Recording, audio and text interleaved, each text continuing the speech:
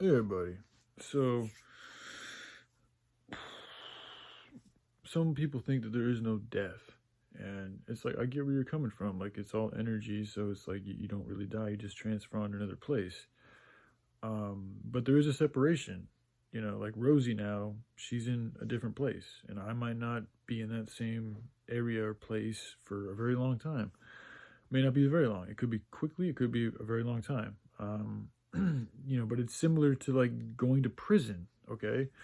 Like we're all alive here, but if you go to prison or if you go to a foreign country or if you go somewhere else, like you're separated from that person. You're not able to see or interact with that person in the same type of intimacy that you were if they were right here in the same, place, city, state, house that you're living in.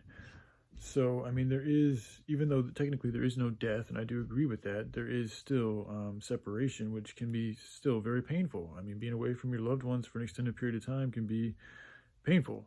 So it's just that notion that like there is no death, like it can almost like downplay people's sadness or grieving when they're going through pain or when they lose somebody. And again, I'm not one to perpetuate like the whole funeral type scene, but I do think it's okay to have like if you have a loved one going to war or something like that, or getting locked up in prison or something. It's okay to be sad about those things. It's just not to let it totally bring you down for a very long time, and to also remember to celebrate the good times that you have.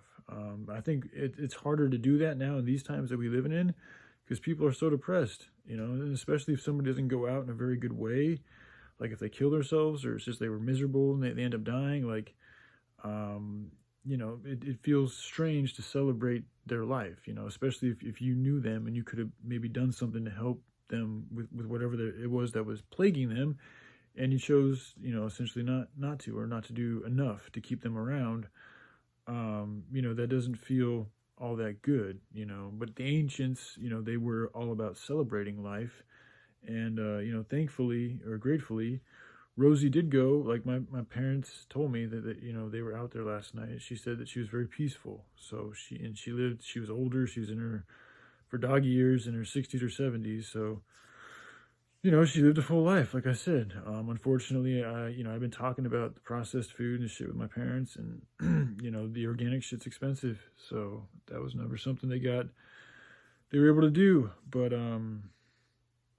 yeah, anyway, I just wanted to talk about that in regards to like death and just like, the spiritual community and people talking about how there is no death. And it's like, yeah, you're right. But there is, a separation of people and patterns and energies. And that can be painful too. So, but at the same time, we are all energy. So I get what you're saying. Just be careful not to downplay shit, I guess. All right. I love you guys. Y'all take care. Bye.